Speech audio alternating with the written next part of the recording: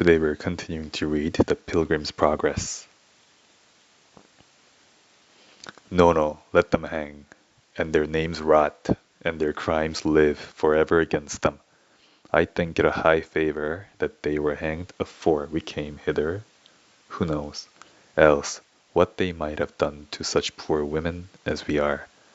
Then she turned it into a song, saying, Now then, you three, hang there, and be a sign to all that shall against the truth combine, and let him that comes after fear this end, if unto pilgrims he is not a friend.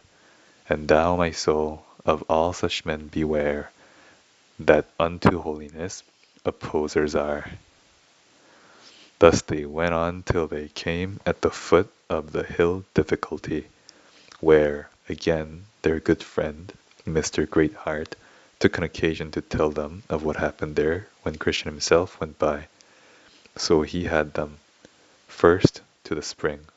Lo, saith he, this is the spring that Christian drank of before he went up this hill, and when it was clear and good.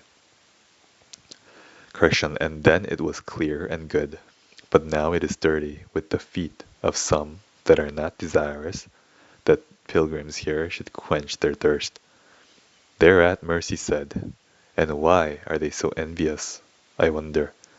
But said their guide, It will do if taken up, and put into a vessel that is sweet and good, for then the dirt will sink to the bottom, and the water come out by itself more clear, more clear. Thus, therefore, Christiana and her companions were compelled to do.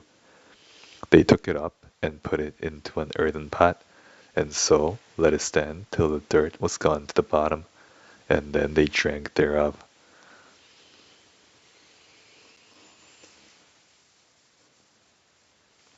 Next he showed them the two byways that were at the foot of the hill, where formality and hypocrisy lost themselves. And said he, These are dangerous paths. Two were here, cast away, when Christian came by. And although, as you see, these ways are since stopped up with chains, post, and a ditch, yet there are that will choose to adventure here, rather than take the pains to go up this hill. The way of transgressors is hard. It is a wonder that they can get into those ways without danger of breaking their necks. They will venture, if at any time any of the king's servants doth happen to see them, and doth call unto them, and tell them that they are in the wrong ways, and so bid them beware the danger. Then they will railingly return them answer, and say, As for the word that thou hast spoken unto us in the name of the king, we will not hearken unto thee, and we will certainly do whatsoever thing goeth forth out of our own mouth. Nay, if you look a little farther, you shall see that these ways are warned against enough, not only by these posts and ditch and chain, but also by being hedged up. Yet they will choose to go there. They are idle, they love not to take pains. Uphill way is unpleasant to them, so it is fulfilled unto them as it is written, The way of the slothful man is a hedge of thorns. They will rather choose to walk upon a snare than go up this hill, and the rest of this way to the city. Then they set forward and began to go up the hill, and up the hill they went, but before they got to the top, Christiana began to pant, and said, I dare say this is a breathing hill. No marvel if they that love their ease more than their souls choose to themselves a smoother way. Then said Mercy, I must sit down. Also the least of the children began to cry. Come, come, said Greatheart, sit not down here, for a little above is the prince's arbour. Then took he the little boy by the hand, and led him up thereto. When they were come to the arbour, they were very willing to sit down, for they were all in a pelting heat. Then said Mercy, How sweet is rest to them that labour, and how good is the Prince of Pilgrims to provide such resting places for them. Of this arbour I have heard much, but I never saw it before. But here let us beware of sleeping, for, as I have heard, for that it cost poor Christian dear. Then said Mr. Greatheart to the little ones, Come, my pretty boys, how do you do? What think you now of going on pilgrimage? Sir, said the least, I was almost beat out of heart, but I thank you for lending me a hand at my need. And I remember now what my mother has told me, namely, that the way to heaven is as up a ladder, and the way to hell is as down a hill. But I rather go up the ladder to life than the hill to death. Then said Mercy, but the proverb is, to go down the hill is easy. But James said, for that was his name, the day is coming when, in my opinion, going downhill will be the hardest of all. That's a good boy, said his master. Thou hast given her a right answer. Then Mercy smiled, but the little boy did blush. Come, said Christiana, will you eat a little to sweeten your mouths, while you sit here to rest your legs? For I've here a piece of pomegranate, which Mr. Interpreter put in my hand just when I came out of his doors. He gave me also a piece of a honeycomb and a little bottle of spirits.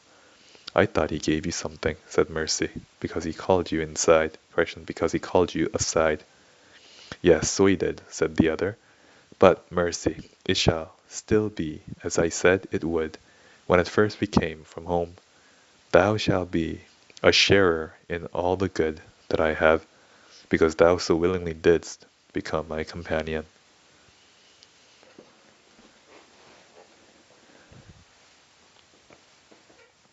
Then she gave to them, and they did eat, both Mercy and the boys. And said Christiana to Mr. Greatheart, Sir, will you do as we, and take some refreshment?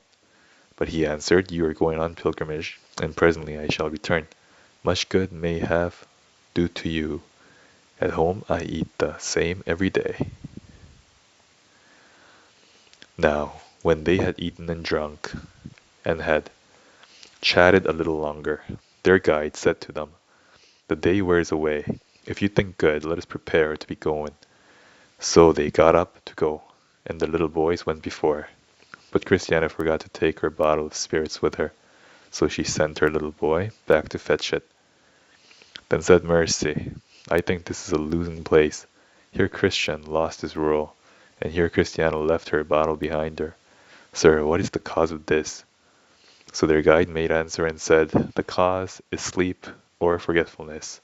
Some sleep when they should keep awake, and some forget when they should remember.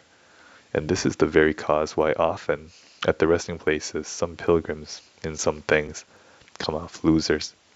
Pilgrims should watch and remember what they have already received under their greatest enjoyments. But for want of doing so, ofttimes their rejoicing ends in tears, and their sunshine in a cloud, and witness the story. Correction. Sunshine in a cloud. Witness the story of Christian at this place.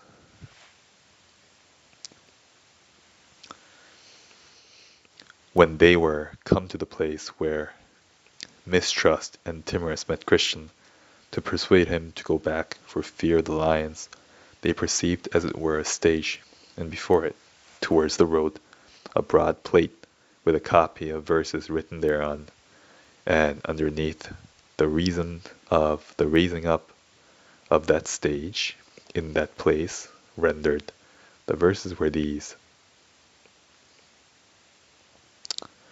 Let him that sees this stage take heed unto his heart and tongue, lest if he do not hear he speed, as some have long agone. The words underneath the verses were, This stage was built to punish such upon who, through timorousness or mistrust, shall be afraid to go farther on pilgrimage. Also on this stage, both mistrust and timorous were burned through the tongue with a hot iron, for endeavoring to hinder Christian in his journey. Then said Mercy, This is much to the saying of the beloved, What shall be given unto thee? Or what shall be done unto thee, thou false tongue? Sharp arrows of the Almighty, with coals of juniper.